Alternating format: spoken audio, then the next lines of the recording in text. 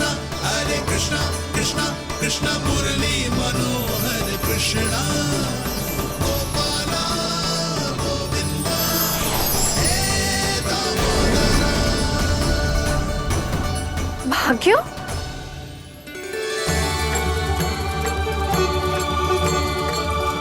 कान्हा, एक तो चोरी की और ऊपर से मूर्ख बना के भाग को। ये ठीक ना है, मुझे यशोदा जीजी को बताना ही होगा, और वो भी इसके घर पहुंचने से पहले।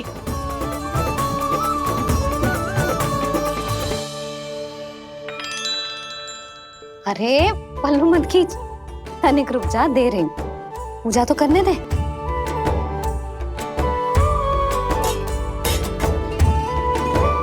ले, अब जितना मन करे उतना प्रसाद खा।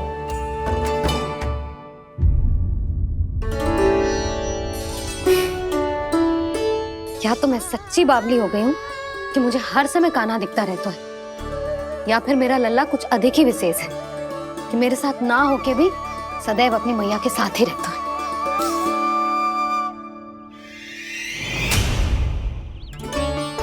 आज तो कैसे प्राण बचे, नारायण ही जानते हैं। मैं तो पाऊ को सिर पर लेके ऐसे सरपट भागो कि पूरे गोकुल में बड़ बोले। इस समय तो बड़ी बड़ी मत हाको। पर असली लाभ तो वानर महाराज ने उठाया है। पूरी की पूरी मटकी अकेले लेके निकल लिए। ये हमारी प्रतीक्षा कर रहा था ताकि हम माखन बांट सके। हमारे साथ ना दाऊ, उनके साथ।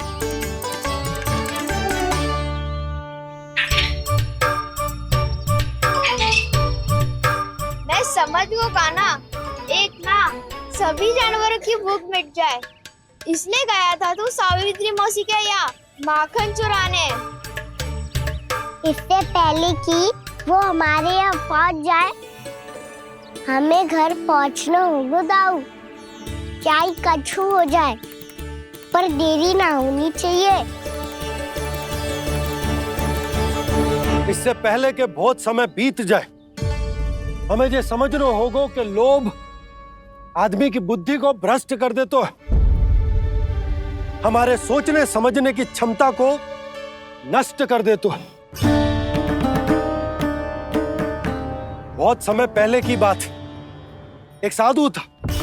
वो सुनसान घने जंगल में रहकर साधना करता था। ब्रह्म ज्ञान को प्राप्त करने ही वाला था कि अचानक से एक दिन उसे एक सुनहरी बिल्ली दिखाई थी।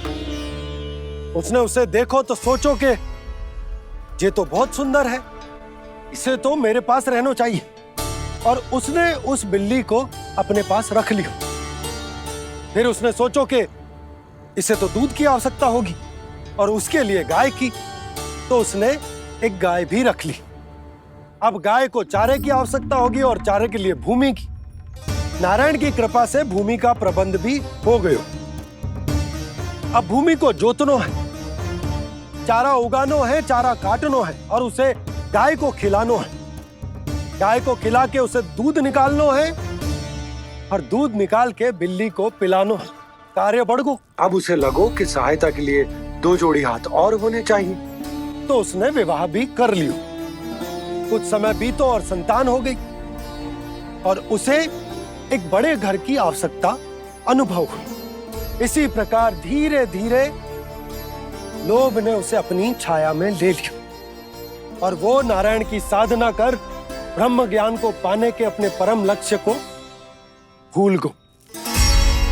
फिर अनेक वर्ष बीतने के पश्चात उसकी अपने गुरु से भेंट हुई। पहले तो उन्होंने उसे पहचाना नहीं, और पहचानो तो उनने कही कि एक बार, बस एक बार अपने कर्तव्य से भटका था तू, और देख कैसे देखते ही देखते लोभ के जंजाल में गहरे ही गहरे धंसता चला गया। सोचो, कहीं उस व्यापारी को धन के लोभ में अपना वचन देकर आप सब भी जे ही भूल तो ना करने जा रहे। परिवार, घर द्वार, भोजन, सुख शांति जीने के लिए आवश्यक जिस सब कुछ तो है आपके पास। इसीलिए मुझे चिंता हो रही कि जिस प्रकार उस साधु ने ब्रह्म ज्ञान प्राप्ति का अवसर गवा दिया था, आप सब भी इस लोभ में आकर अपना सुख चैन ना गवा दो।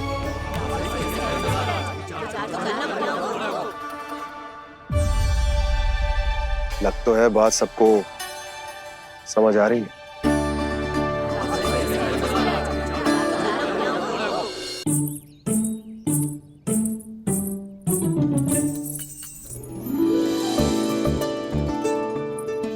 भाभी आसानी से ना मिलने देंगी कान्हा से, पर उसे देखे बिना रहा भी तो ना जा रहे हो मुझसे। कहाँ है वो? मुझ पे बहुत क्रोध है उन्हें। इतने शीघ्र शांत ना होगा, उन्हें मनाना तो पड़ेगा ताकि मैं नंद भवन में फिर से बिना किसी रोक टोक के आ जा सकूं। पर क्या बोलूं, कैसे मनाऊं उन्हें?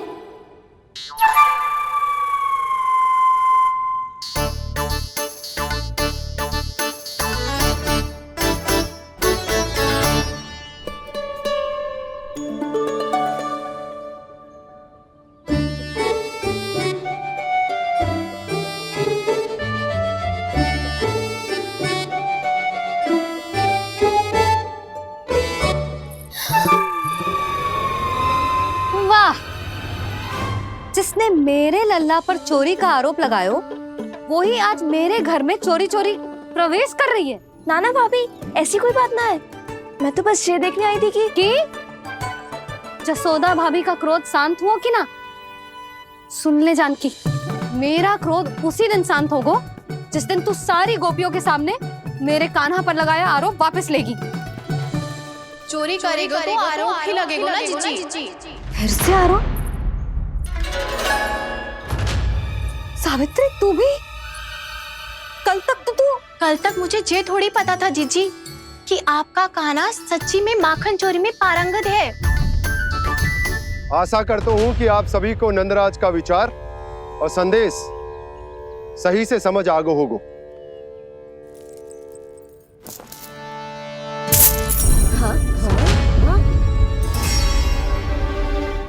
सिक्कों की खनक बता रही है कि पोटली कितनी भारी है। एक ही दिन में कितनों धन पा गई जे। हमें भी इससे अधिक धन अर्जित करना होगा, तभी तो हम अपने उज्जवल का भविष्य उज्जवल कर पाएंगे। पहली बार कछु बुद्धि की बात की है तूने।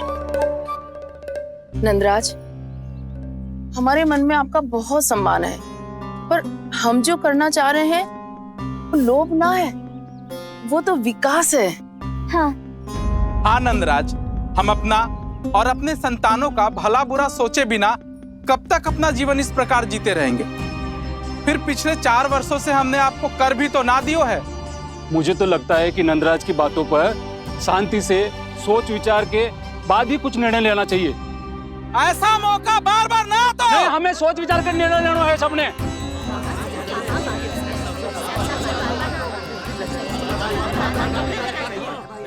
चोरी में पारंगत? हाँ जीजी, उसने टोली बनाई है और उसका नाम भी रखा है चौर्य विद्या प्रसारण टोली, और आपका कान्हा उसका अध्यक्ष है। अच्छा, तो कान्हा पूरी टोली लेकर आया था चोरी करने तेरे घर? और नहीं तो क्या। पर एक बात बताऊं जीजी, मेरे बलदर को देखकर किसी का साहस ना हुआ भीतर जाने का, पर आपका कान्हा इतना साहसी है कि बिना भयभीत हुए इतने भयंकर बैल के निकट चले गए। सच्ची? और तेरे रक्षक बैल ने कुछ ना किया उसे? है ना अचरज की बात। क्रोध के स्थान पर वो तो उसके सामने ऐसे झुको जैसे कि प्रणाम कर रहा है। और जीजी, आपका कान्हा साहसी ही ना, बहुत चतुर भी है। मैंने मटकियां बहुत ऊपर लटकाई थी, पर बताओ कि बिना चौकी के मटकी को नीचे उतारने का उपाय किसने ढूंढा? किसने? आपके चतुर कान्हा ने। उसने अपने सखाओं को पर्वत बनायो और एक पक्के सेनापति की तरह बिना भयभीत हुए उनके ऊपर चढ़ गयो और मटकियां उतारने लगो। और एक ही ना, तीनों की तीनों मटकियां उतार ली। तीनों? हाँ जीजी, और वो इतना दयालु है कि पहले एक मटकी का माखन सब में बांट दियो और फिर बची हुई 2 मटकियों में से एक मटकी अपने सखाओं को दे दी और फिर दूसरी मटकी एक भूखे वानर को दे दी। और फिर जब मैं उसके सामने जाके प्रश्न करने लगी तो उसने मुझे अपने तर्कों के जाल में उलझाया और बड़ी आसानी से सिद्ध कर दिया कि वो तो परोपकार कर रहा था। मैं तो देखती ही रह गई और शब्द तो ऐसे झड़ते हैं मुंह से जैसे कि फूल। रुक जा सावित्री, पहले तू ये निर्णय ले ले कि तू मेरे लल्ला का गुणगान करने आई है कि उसकी निंदा करने। निंदा करने ही आई हूँ जीजी। जानकी सत्य कह रही थी, आपका कान्हा माखन चोर ही है और बलराम के साथ भागा था। बलराम क्यों? वो तो साक्षात गरुड़ देव की पीठ पे बैठ के उड़ के आयो है, तभी तो तुझसे बहुत पहले आके यहाँ बैठ गओ ना। आ देख ले, आजा।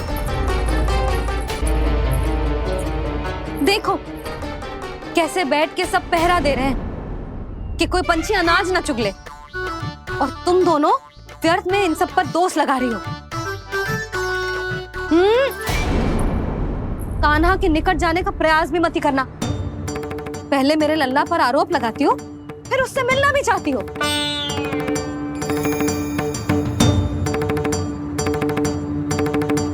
पर जीजी चोरी, अरे उसे तो चोरी का अर्थ भी ना पता होगा। तुम दोनों को नारायण का भय भी ना है क्या? हाँ, मेरे लल्ला पर आरोप लगाने से पहले तुम दोनों को लज्जा ना आई? हे नारायण, अब आप ही बताओ मैं क्या करूं। लग तो है किसी की घोर दृष्टि लगी है कि बार बार मेरे लल्ला पर आरोप लगते हैं। किसी की क्या, तुम दोनों की दृष्टि लगी है। या तो तुम दोनों मनगढ़ंत कथाओं को सत्य बताना छोड़ दो, या फिर कृपा करके मेरे घर आना बंद कर दो।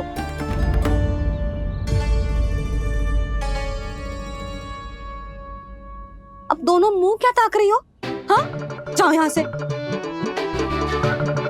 और तुम दोनों नंद जी की सभा में क्यों ना गई? हाँ,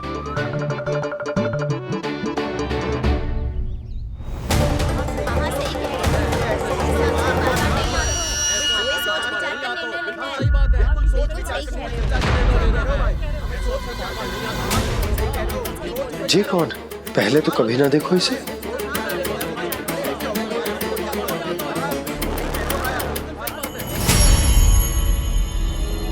कहाँ को?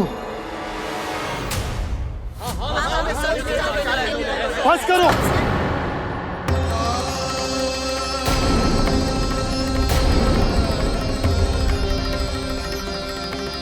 मेरी आंखों के सामने मैं गोकुल में इस तरह फूट पड़ते ना देख सकता। राजा हूं मैं, परंतु आज तक मैंने कोई भी निर्णय आप सब पर ना थोपो और ना ही आज थोपूंगा। मुझे पता है आप सबके पास कल सूर्यास्त तक को समय, इसीलिए मेरी विनती है कि आप घर जाकर रात्रि को इस बात पर पुनः विचार अवश्य कीजिएगा। सोचिएगा कि कोई भी व्यापारी अविश्वसनीय रूप से सस्ता क्रय विक्रय क्यों करेगा जब तक कि उसका कोई छुपा हुआ लाभ ना हो। हमें सोचना होगा कि कहीं हम उसके बिछाए जाल में फंस तो ना रहे।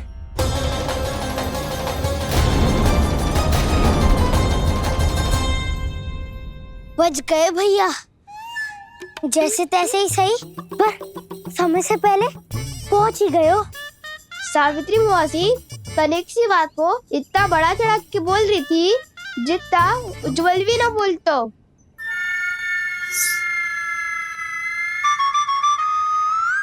वैसे आनंद तो बहुत आयो, सच्ची। हाँ, बेहतर लगा तो माखन भी तो मिला और परोपकार भी होगा। बता कान्हा, और किसके घर जाना है अब? आज ही तो हमें शिक्षा मिली है, इतनी शीघ्र भूल गए तुम सब। लोग के चक्कर में पड़ोगे तो फंसोगे। लोग के चक्कर में पड़ोगे तो फंसोगे।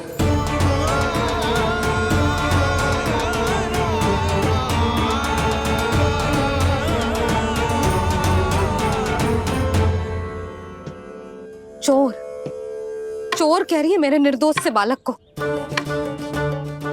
दोनों ने अति ही कर दी है।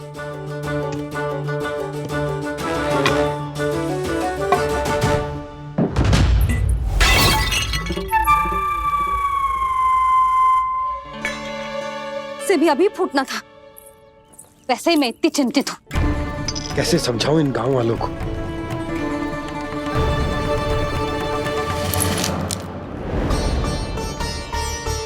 कोई समझने को तैयार ही ना है। लगता है सबकी बुद्धि भ्रष्ट हो गई है। सही कह रही हो यशोदा तुम। मुझे तो लगता है कि सोचना समझना ही छोड़ दिया सबने। अनेकों तर्क देके समझा दियो, सिद्ध कर दियो, पर इनकी मोटी बुद्धि में कछु आतो ही ना है। यशोदा तुम तो तर्क की कह रही हो, मैंने तो उदाहरण देकर समझाने को प्रयास किया, पर अपनी बुद्धि के आगे कछु ना समझ में आ रहा हो इन गांव वालों को। क्या सारे के सारे गांव वाले मेरे लल्ला पर आरोप लगा रहे हैं? जी क्या कह रही हो तुम? मैं तो गांव वालों की बात कर रहा हूँ जो नारायण के नाम पर वचन देकर उस अपरिचित व्यापारी को अपने दूध, दही, घी, माखन सब देने को तैयार है। लो कर लो बात। मैं गोपियों की बात कर रही हूँ जो लल्ला पर माखन चोरी का आरोप लगा रही हैं। और आज तो सावित्री ने भी लल्ला को माखन चोर कह के पुकारो है।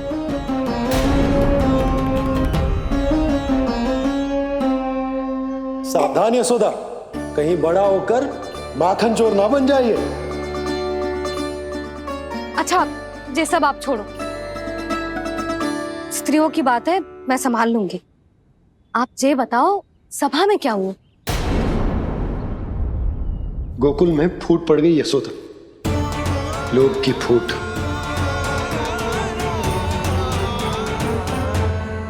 अरे रुको रुको रुको, व्यापारी जी रुकिए रुकिए।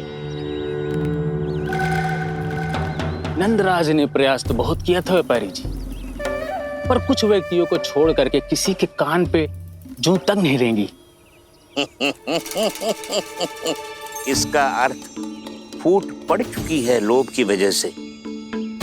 बहुत ही शुभ समाचार लाए हो गुप्तचर। अब शीघ्र ही दिखेगा लोभ का चमत्कार।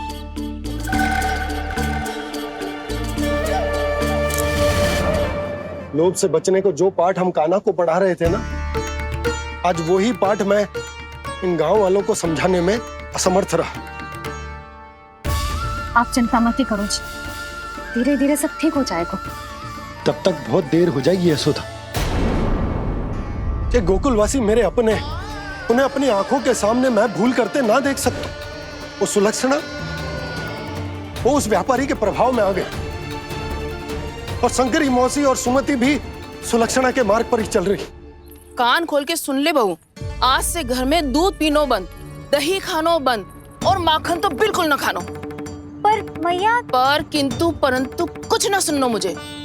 सुलक्षणा की जैसे धनवान बननो है कि ना?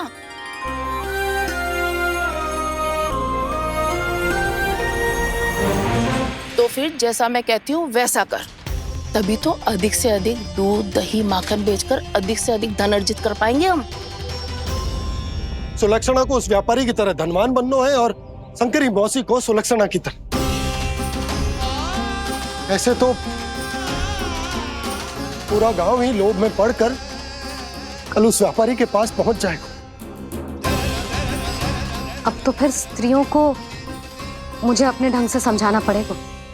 अब गोकुल वासियों को चाहे कोई भी कितना भी समझा ले, बुझा ले, ज्ञान बांटे, उन्हें केवल एक ही भाषा समझ में आएगी, लोभ की भाषा। लगता है आपके पास बहुत उत्तम योजना है व्यापारी जी। सब झटक लूंगा।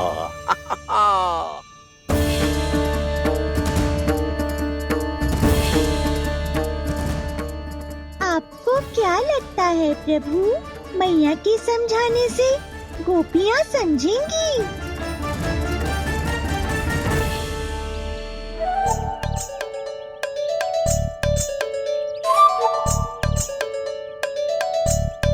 कान्हा, और कितनी प्रतीक्षा करवाएगो?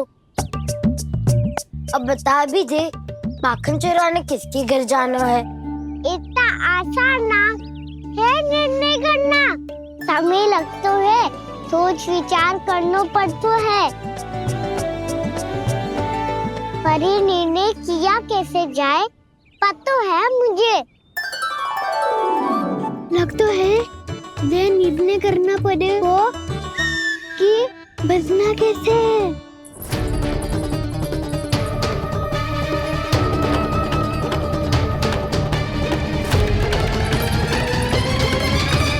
सावित्री मौसी ने हमारे 14 विद्या प्रसारण के बारे में सबको बता दियो क्या?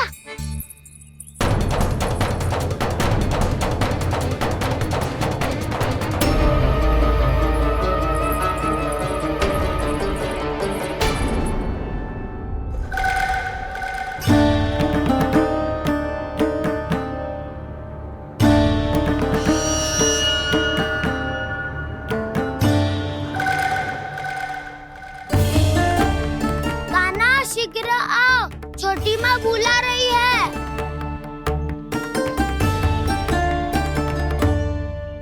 अब डांट भी पड़ेगी और कुटाई भी होगी। 14 विद्या प्रसारण कल ही आरंभ हुआ था और आज ही समाप्त हो जाएगा।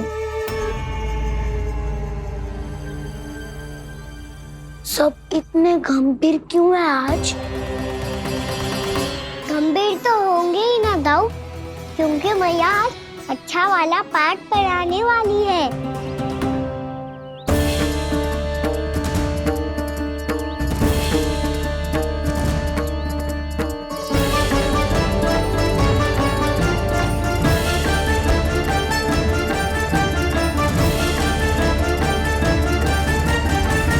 तुम दोनों चलो आओ बैठ जाओ। जशोदा जी बता तो दो, सवेरे सवेरे क्यों बुलाया है हम सबको? रुको, इतनी शीघ्रता क्या है? पहले इन बालकों को कुछ खिलाने तो दो। अभी खेलने निकलेंगे ना, पूरी दोपहर दिखाई ना देंगे।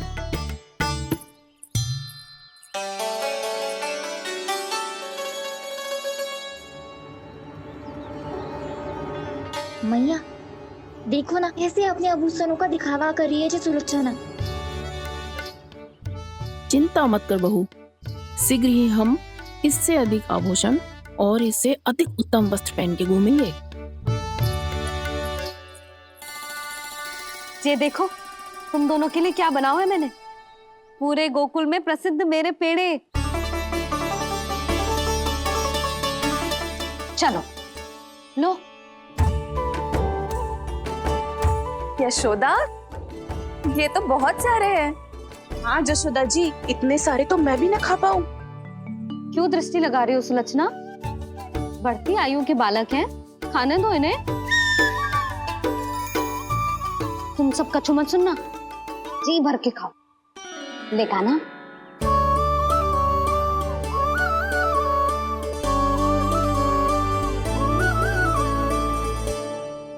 हे नारायण, मैंने अपने कान्हा को जो सिखाओ है, बस वे उसे स्मरण रखें और उसका पालन करें। ले और ले ले ले।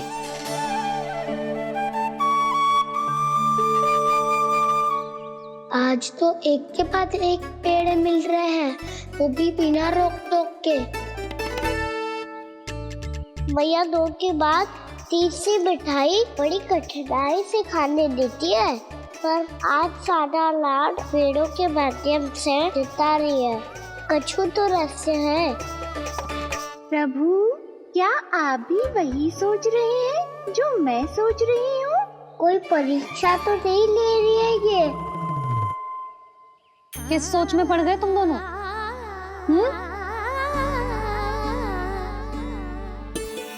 खाओ ना। जब तक पेट और मन दोनों ना भर जाए तब तक खाओ। बस यशोदा, इतना पर्याप्त है। अरे ना जिज्जी, घर के शुद्ध मावा और गुड़ के बने, कितना भी खा ले कोई हानि ना होगी। लो और लो।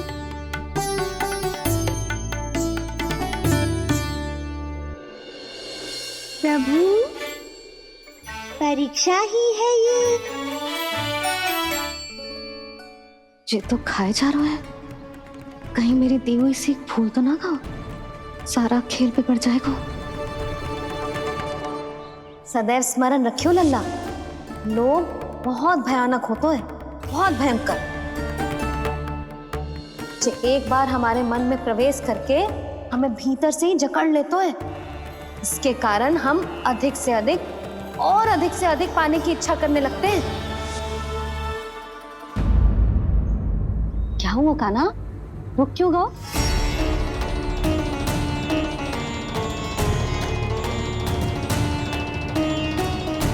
आपने तो सिखाया था मैया, जितनी आवश्यकता हो उतना ही लेना चाहिए, लोभ कभी ना करना चाहिए।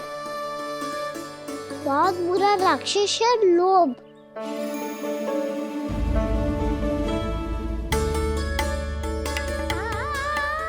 बुरा और खाने में कोई बुराई ना है कान्हा, ले ले। ना मैया, लो मैं अधिक खाऊंगा तो फिर पेट पकड़ के बैठना पड़ेगा।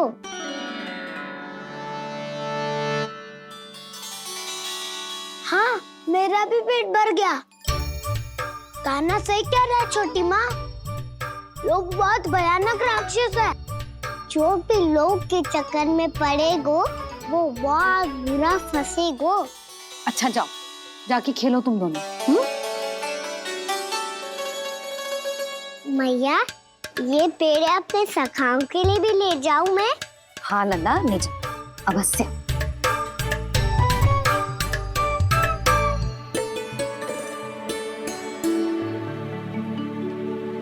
देखो, जो बात इन नन्हे से बालकों को भी समझ में आ रही है, वो तुम सबकी समझ क्यों ना आ रही?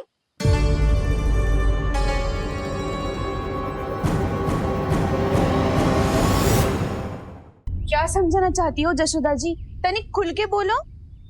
जब बसंता खाने के बाद भी हलवा खाने का हट करतो है तो उसे मना क्यों करती है? इसीलिए ना, ताकि स्वाद के लोभ में उसका स्वास्थ्य ना बिगड़ जाए।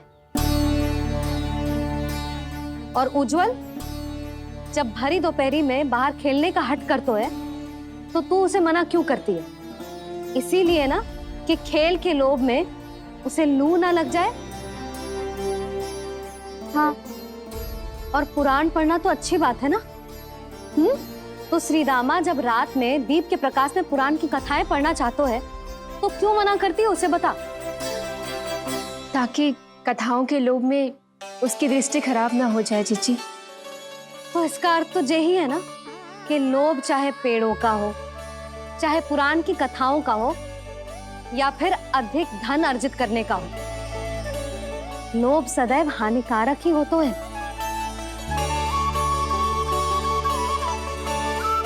जे बात तुम ही सब ना समझोगी तो अपने बालकों को कैसे समझाओगी? बोलो। हम सबकी मैया यहाँ क्यों आई है? डांट पड़ी क्या? चौरी विद्या प्रसारण टोली के बारे में सबको पता चल गो क्या? चिंता के चने चबाना छोड़ो और ये पेड़े खाओ। भीतर और भी गंभीर समस्या पे चर्चा चल रही है। कैसी समस्या? लोग की भयानक राक्षस की समस्या।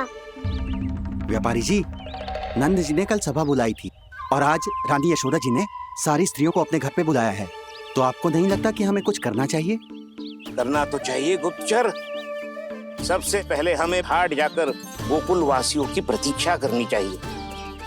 सूर्यास्त से पहले वो सारे मूर्ख वहां आने वाले हैं, मेरे सामने नारायण के नाम का प्रण लेने। उन्हें चाहे कोई भी कितना भी समझा ले बुझा ले, उससे कोई अंतर नहीं पड़ेगा गुप्तचर। हमारा वास्तविक धन क्या है? दूध, घी, दही, माखन, यही ना? हाँ, तो श्री नारायण की कृपा से तो हमारे पास इसकी कोई कमी ही ना है। तो हम सब तो पहले से ही धनवान हुए ना। तो फिर जे गोधन अपने परिवार और संतान में बांटने के बाद जो भी बचतो है वो तो हाट पे बिखी जातो है ना। तो फिर मथुरा के किसी अपरिचित व्यापारी के साथ माथा फोड़ने की क्या आवश्यकता है? जशोदा जी, हम आपकी और नंदराज की चिंता समझते, पर इसकी कोई आवश्यकता ना है। कुछ उल्टा सीधा नहीं करेंगे हम। विश्वास रखो यशोदा, हम जो कुछ करेंगे समझदारी से करेंगे। लोभ में आके कोई निर्णय नहीं लेंगे हम लोग, है ना? हाँ। अच्छा, अब चलती हूँ। बुलावे की सूचना पाके सब कार्य ऐसे ही छोड़कर आ गई थी।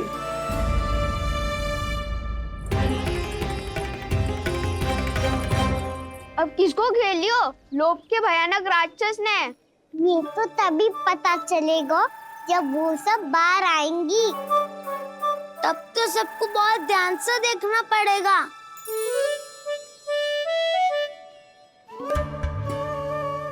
देखना तो पड़ेगा दाऊ, तभी तो पता चलेगा माखन चुराने किसके यहाँ जाना है। नाना,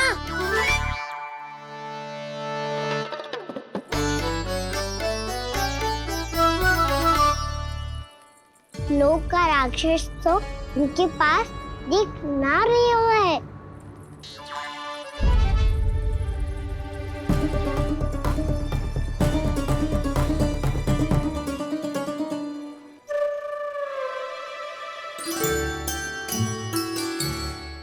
नारायण का बहुत बहुत धन्यवाद।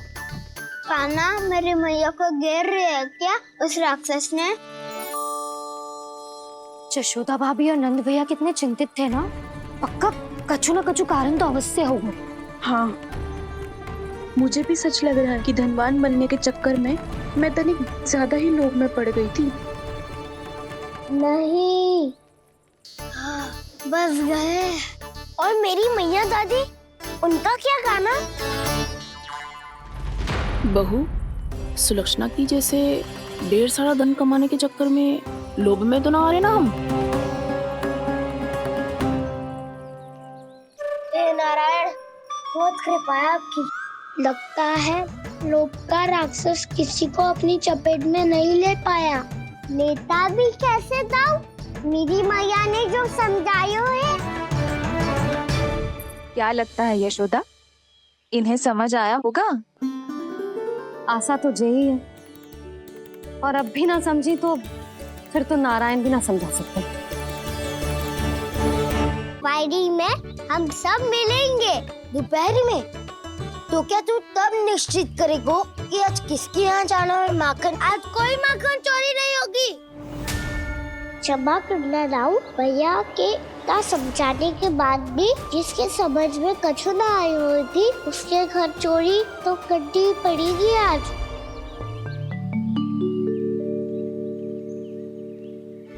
व्यापारी जी, सारी स्त्रियां एक साथ यहीं आ रही हैं। मेरे चक्रव्यूह में फंसने की इतनी शीघ्रता कि संध्या तक भी नहीं रुक पाई।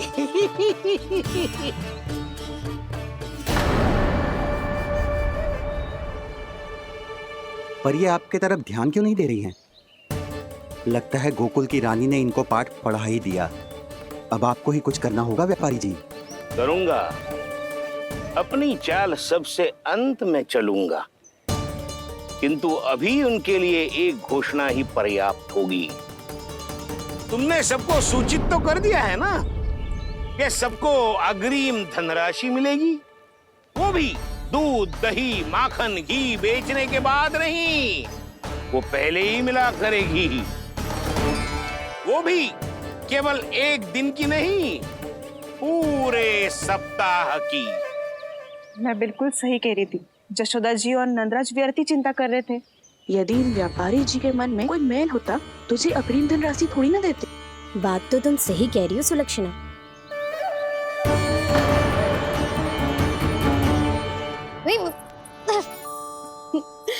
कितनी शरारत करते हो तू?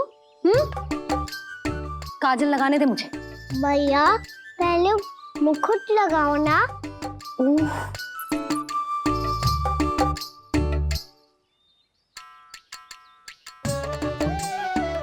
और मेरी मुन्नी? हाँ हाँ, रुक जा। ले बस, होगा प्रसन्न? भैया, मैं ना चाहता मैं ऐसे फिर से भूल जाऊं। नहीं तो कड़ी धूप में इसे लेने वापस लौटना पड़ता है। चल अब बैठ जा। अब मुझे काजल लगाने दे लल्ला।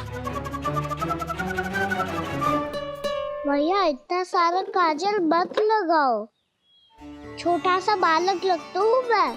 आहा, नखरे तो देखो, इतना सज धज के तो तेरे बाबा भी ना जाते बाहर, दृष्टि लग जाएगी लल्ला। चुप करो। उनको तो आ सकता ही ना है मैया, वो तो गोकुल के राजा है। वैसे भी मुझे भी कम मत समझो, मैं भी राजा हूँ अपनी टोली का। कौन सी टोली? अपनी। ये क्या कर रहे हैं प्रभु? बता, कौन सी टोली? बालकों की टोली मैया, मारी खीर वाली टोली का।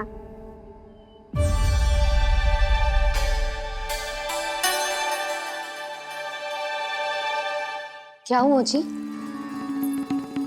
देखो जी, आप इतनी चिंता मत ही करो। आप गोकुल के राजा हो और जे बालकों की टोली का राजा है, तो मैं भी जसोदा हूँ, मैं कोई कम थोड़े ना हूँ। मैं भी गोकुल की स्त्रियों की रानी हूँ। मैंने सबको समझाओ है, सब समझ गई हैं। उपनंद भैया से बात करके आ रहा हूँ अभी। पता चलो है कि उस व्यापारी ने अग्रिम राशि का लोभ दिया है सबको। मुझे ना लगता तुम्हारे समझाने का कोई लाभ हो। अभी तो ये सब समझ के गई, बोल के भी गई कि अब उस व्यापारी के फेर में ना फंसेंगी। इतनी शीघ्र पलट गई। इन सब में अपनी बुद्धि ना है क्या? जब कोई विकार मन में बस जाता है ना यशोदा, तो सूझबूझ सब समाप्त हो जाती। तो मुझे ही कच्चू करना पड़ेगा। मैया मैं जाऊं? हाँ तू जा।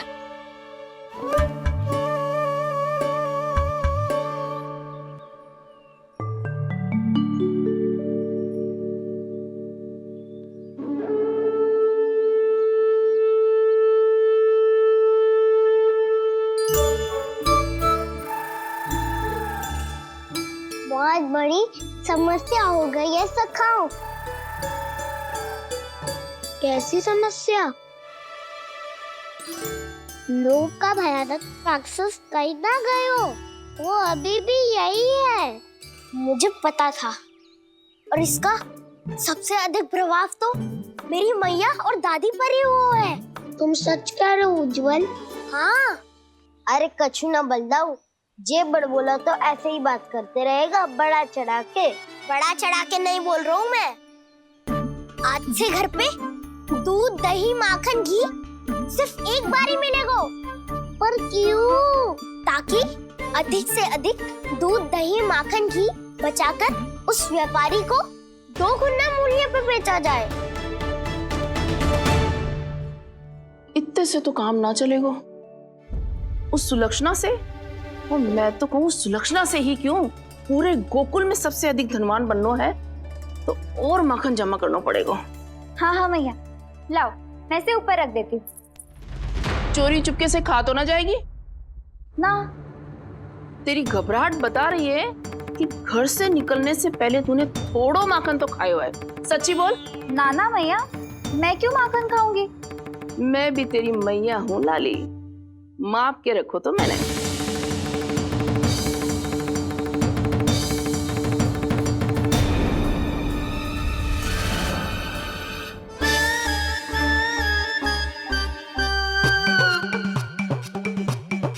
हाय रे, तूने तो सच्ची में माखन खायो है। तनिक भी लज्जा ना आई तुझे? असत्य बोलने से पाप लगता है मैया, और जितनी बार आप माखन नाप रही है उतनी बार डंडी पे लगा माखन आप स्वयं चाट रही है, और दोष मुझ पे दे रही है। वो तो बस मैं इसलिए चाट रही थी कहीं व्यर्थ ना जाए। और तेरी जीभ है कि तीखी मिर्ची। एक तो मैया से बहस करती है और चोरी चुपके स्वयं खा के मैया पे दोष भी धरती है। हे नारायण, कैसी बहू दी है मुझे। जा दूर हो जा मेरे कक्ष से, और माखन के तो आसपास भी दिखने की आवश्यकता ना है। इस चटोरी को तो कोई भरोसा ना है। माखन को तो सुरक्षित स्थान पर रखना पड़ेगा।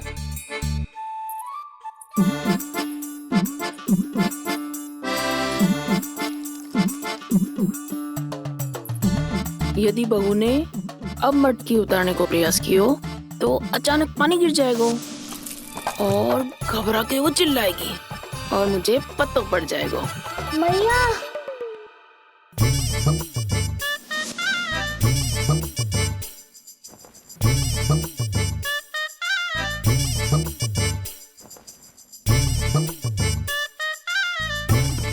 ये माखन तो मैं किसी को छूने भी ना दूंगी, तभी तो बनूंगी धनवान, बहुत धनवान।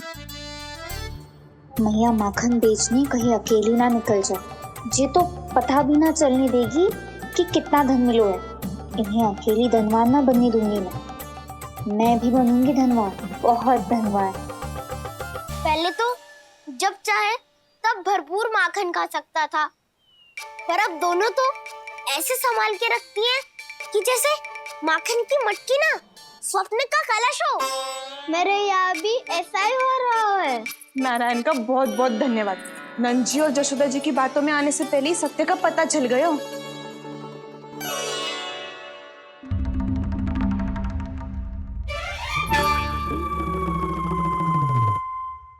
जे इतना सारा माखन। दृष्टि मत लगा, पेट पे पट्टी बांध के रात रात भर भूखा रह के बड़ी कठिनाई से माखन इकट्ठा किया है जे। तो क्या आपने निर्णय ले लियो है कि आप उस व्यापारी को वचन दे दोगी? अरे जब द्वार पे साक्षात लक्ष्मी जी हो तो द्वार बंद ना करते बावली। तू अभी छोटी है, मैं तो कहती हूँ तू भी अपने भविष्य के बारे में अभी से सोचना आरंभ कर दे। कटौती तो मेरे घर पे भी आरंभ हो गई है काना। वो मैया ने कहा है या दूध चाहिए या दही चाहिए या माखन चाहिए, जो भी चाहिए एक ही बार मिलेगा।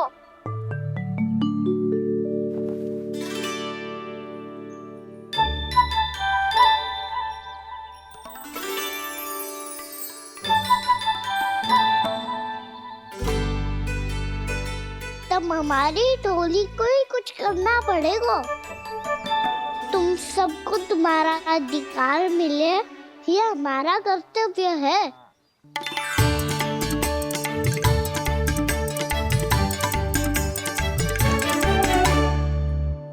अब हम कछु ना कर सकते यशोदा। यदि अब मैंने उन्हें रोको तो उन्हें लगेगा कि मैं उनसे उनकी उन्नति का अधिकार छीन लूं। दूध दही माखन पे सबसे पहला अधिकार बछड़ों का होता है, फिर घर के बालकों का, और ये अधिकार हमें दिलाना चाहिए, है ना दाऊ? मैं सब समझता हूँ कान्हा। तुम मुझसे इसलिए पूछ रहे हो ताकि तुम माखन चोरी की योजना बना सको, पर मैं तुम्हारा समर्थन नहीं करूँगा। पर दाऊ ना, पिछली बार तुमने ही कहा था ना कि हम ये चोरी केवल वानर महाराज की सहायता के लिए ही कर रहे हैं। लो, वानर महाराज भी आ गए हमारा साथ देने। आज कोई किसी का साथ नहीं देगा, आज कोई किसी का साथ नहीं देगा।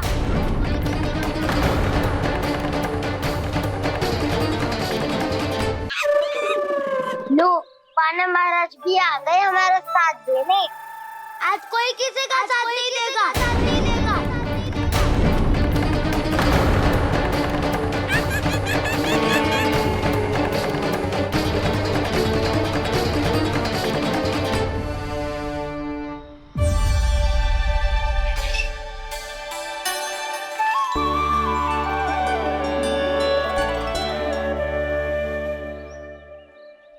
उस दिन इनकी भूख मिटाने में आपने साथ दिया था ना, तो है ये उसी लिए धन्यवाद देने आए हैं।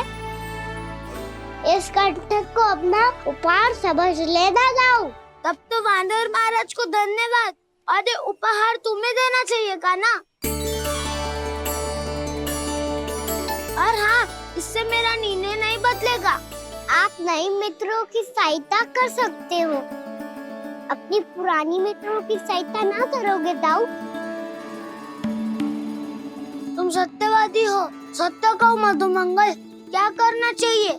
अनैतिक कारण से चोरी करना अधर्म है, पर बात किसी के अधिकार की हो तो चुप रहना भी उचित ना है। ठीक है, मैं तुम सबके साथ हूँ।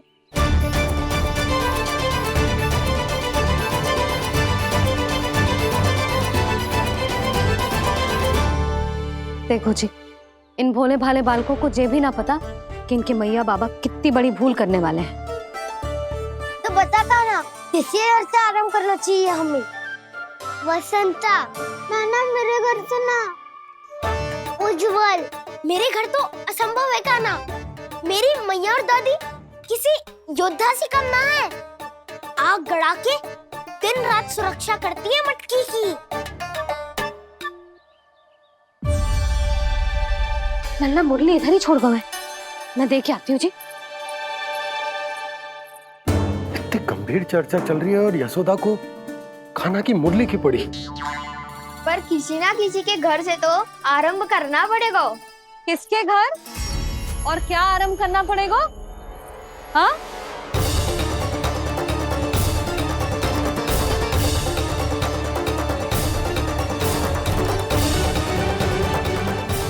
बोल मधुमंगल। सत्यवादी से मत पूछो भैया, ये तो सारा रहस्य खोल के रख देगा।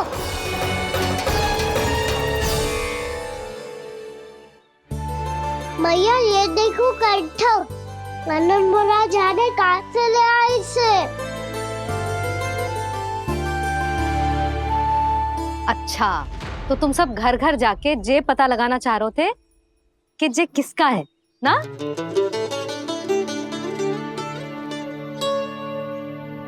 स्वर्ण का तो ना लग रहा है, पर हाँ, किसी की वस्तु है तो उसे लौटाना तो पड़ेगा ही। मैं बताती हूँ तुम सबको किसके किसके घर जानो है। यहाँ से निकलते ही पहला घर आएगा सरजू का, फिर आएगा बिरजू का घर, फिर दीक्षा, फिर राम प्यारी और फिर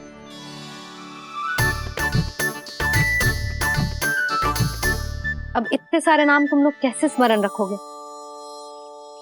रुको, मैं सूची बना के देती हूँ। रुको। हाँ, सूची।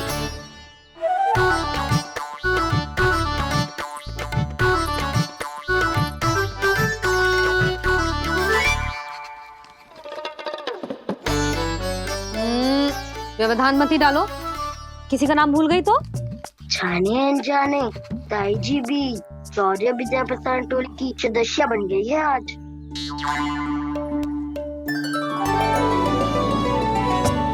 तुम सब मुस्कुरा क्यों रहे हो? क्या खिचड़ी पक रही है? लो, प्रभावती का तो नाम ही भूल गई, इसीलिए कह रही थी व्यवधान मत ही डालो। ले, अब तुम सब इसकी सहायता से एक एक करके सबके घर जा सकते हो। आप तो अच्छी हो मैया, चलो चले।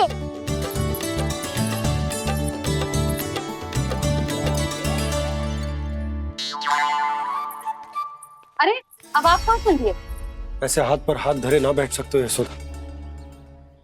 उपनंद भैया से चर्चा करने जा रहा हूं, हो सकता है कोई उपाय सूझ जाए।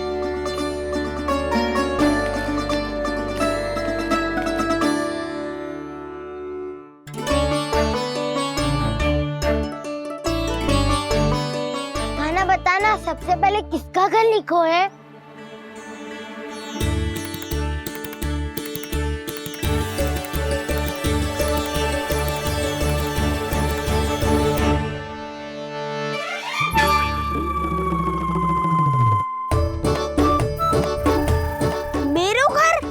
भैया का आदेश से उज्जवल, सूची का पालन तो करना ही पड़ेगा। शीघ्र ही सुलक्षणा की तरह बहुत सारे आभूषण पहनकर घूमूंगी मैं भी।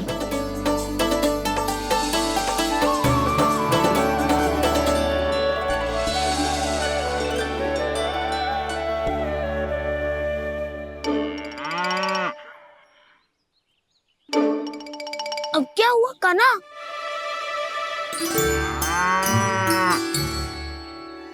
जिनकी आवश्यकता हमसे अधिक है, उन्हें अपना अधिकार भी हमसे पहले मिलना चाहिए।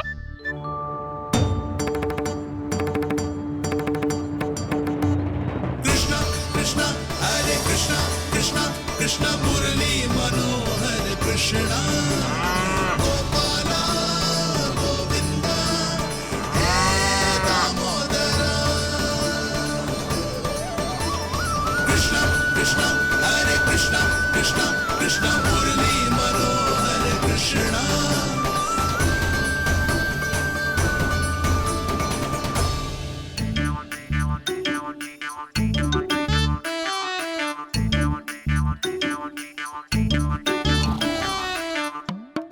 अब क्या करे? मम्मी कही थी ना, दो पैरी है, चोरी करना असंभव है। किसी को छूने भी ना दूंगी मैं माखन।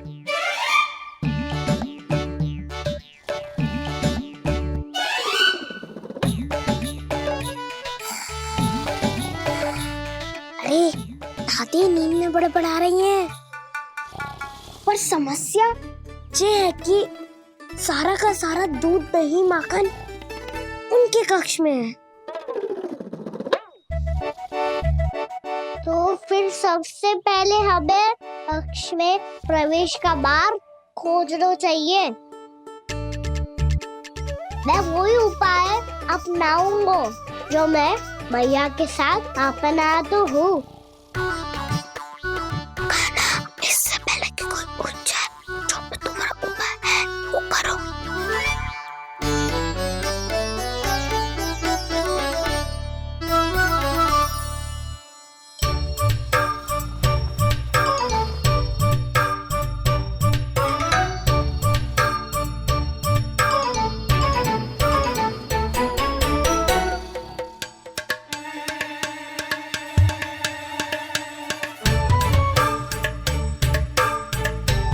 इससे क्या होगा?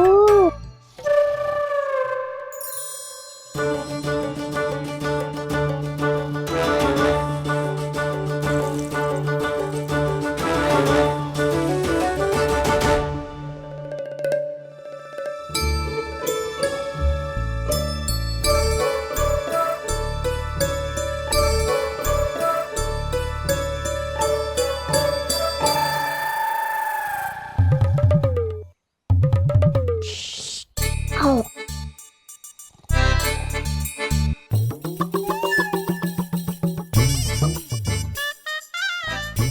अरे चल ना।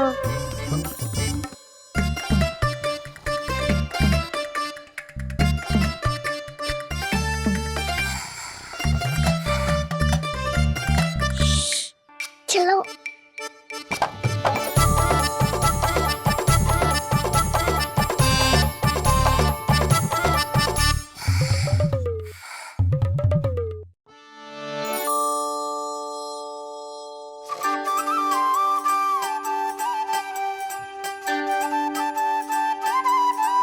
बड़े सौभाग्य उसने है पाए, कान्हा जिस घर से माखन चुराए, सूरी डोली को माखन खिलाए, बड़ा नटखट है नंद किशोर। भोला भाला कान्हा है माखन का चोर, अरे भोला भाला कान्हा है माखन का चोर।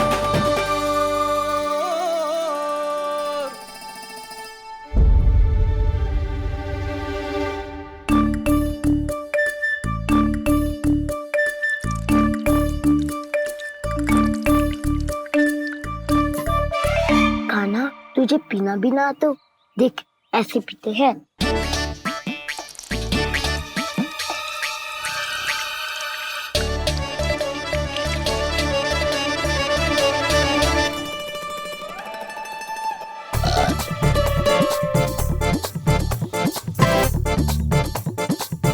दूध दही माखन सब समाप्त।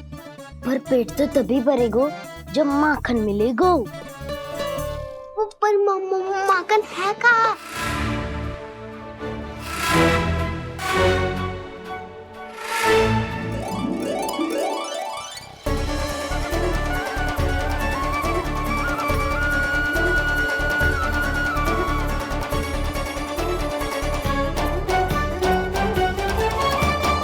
दूध दही खा के जो बल आयु है ना, उसका प्रयोग करते हैं और पर्वत बनाते हैं।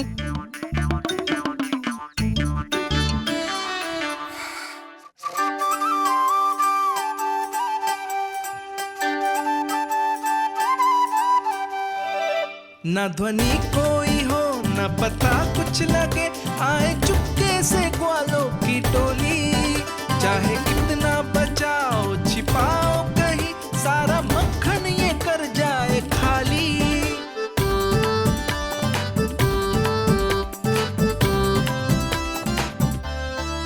मुख से तो लगता है सरल ये बड़ा भीतर से चंचल ये छल से भरा है ये नटखट बड़ा चिकचोर।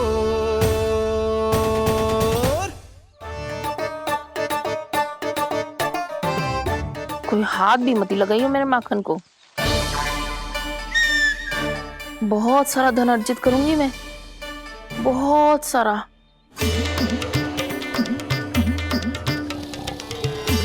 हो गयो कल्याण, मट्टी के ढक्कन में जल भरवा है। टनिक पे मट्टी लाए तो सारा जल तेरे दादी के ऊपर डल जाएगा बचवन। हमारे कोलाहल से उठे ना उठे, पर जल की बूंदे पड़ते ही दादी झट से खड़ी उठ जाएंगी। दूध दही से इतना भी बदला मिला था कि अधिक देर तक पर्वत में नहीं रह पाए। जो करना है शीघ्र करो।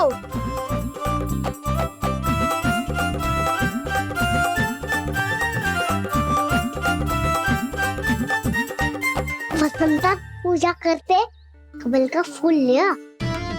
उज्ज्वल की दादी प्रतिदिन चढ़ाती है लक्ष्मी नारायण को। नाना मैना आएगो तो पकड़े जाएंगे। फिर क्या दशा होगी हमारी? कान्हा, तुझे कैसे पता कि मेरी दादी प्रतिदिन कमल का फूल चढ़ाती है? फिर से फंस गो। ये तो ना बोल सकतो, मैं ही नारायण हूँ, मुझे ही चढ़ाती है ना वो। मैं नहीं बताया। आरती करो और पर्वत संभालो। दादी उठ गई तो बहुत बड़ी समस्या हो जाएगी।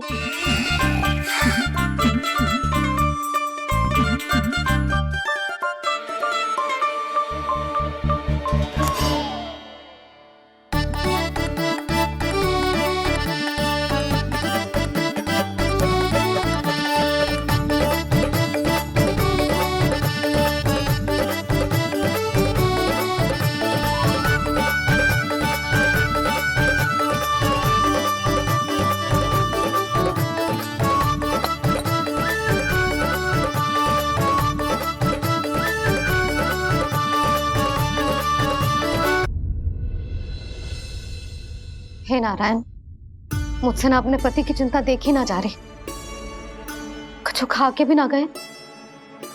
अब आप ही संभालो अपने गोकुल वासियों को। हाँ, नहीं तो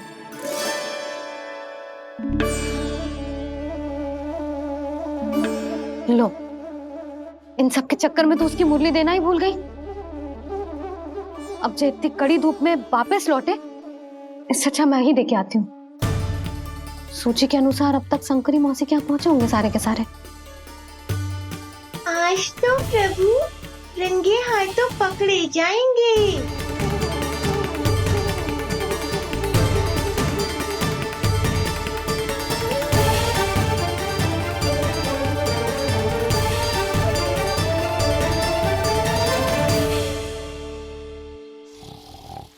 9 मटकी तो उठ ही ना रही है। अधिक देर तक ये पर्वत ना सक पाएगो। यहाँ से माखन निकाल के दे दूंगी। स्वयं हाथों से अपने ये बांटे, पूरी टोली को माखन खिलाए। बड़ा नटखट है नंद किशोर। उसे मटकी उतारने का प्रयास करो कान्हा। अब तक तो हल्की भी होगी नापी तो बहुत भारी है दाऊ। तो मैं कुछ सहायता कर दूं?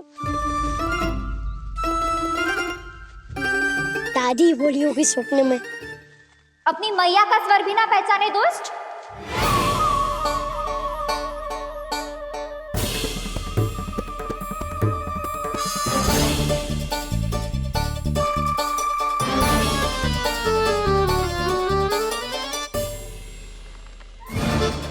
पूरे फंसे।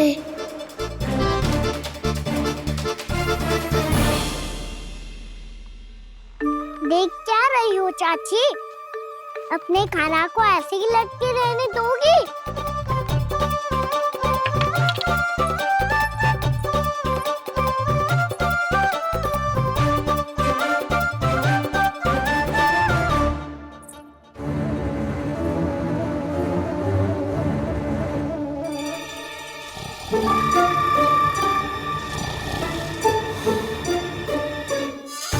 अरे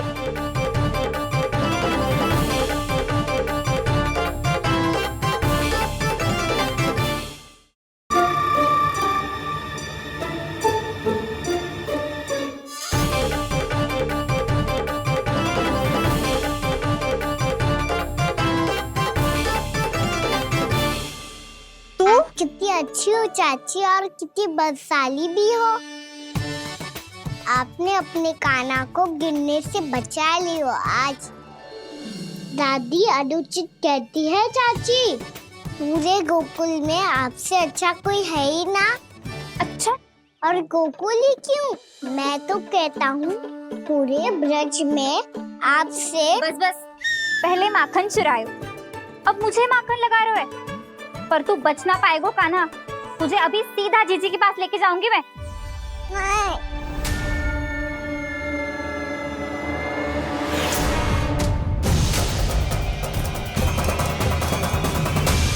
चाची, आप जानकी और सावित्री मौसी जैसे मुझ पर आरोप लगा रही हो।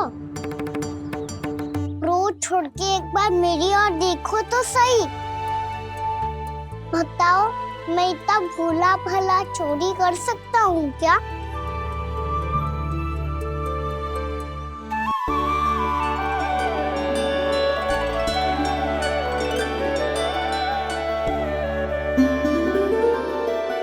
मैं तो बस उज्जवल की सहायता कर रहा था चाची।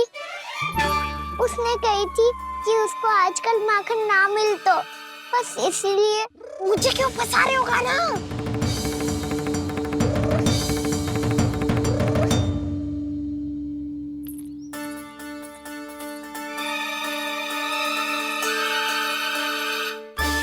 फंसेंगे तो वो देखो।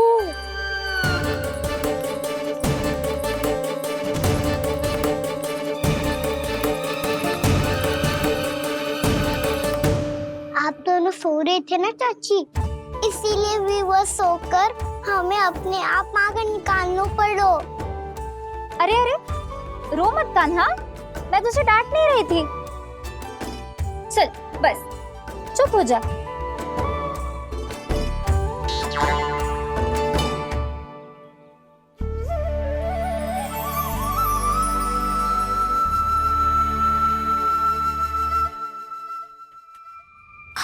कान्हा शीघ्रता कर, छोटी में आ रही है।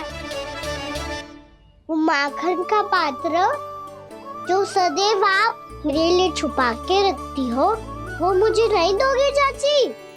माखन के उस पात्र के बारे में इसे कैसे पता चला?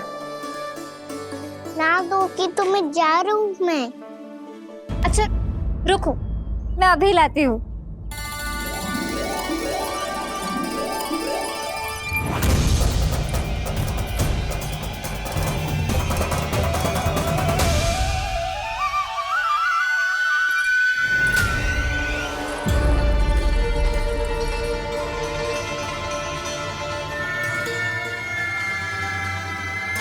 सही कह रहे थे नंदराज, मैंने इतना समझायो इन्हें, इन पर तो कोई प्रभाव ही ना पड़ो।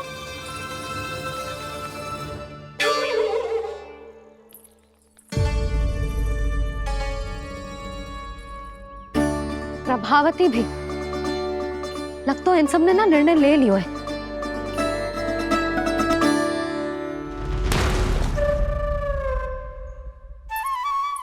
ये ले।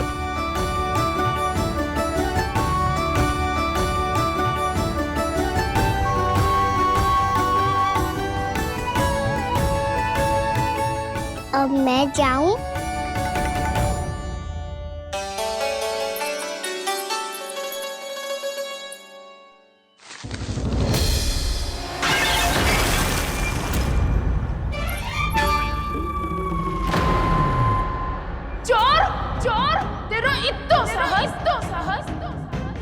मेरी आंखों के सामने तुमने माखन चुराया। कान्हा, कान्हा,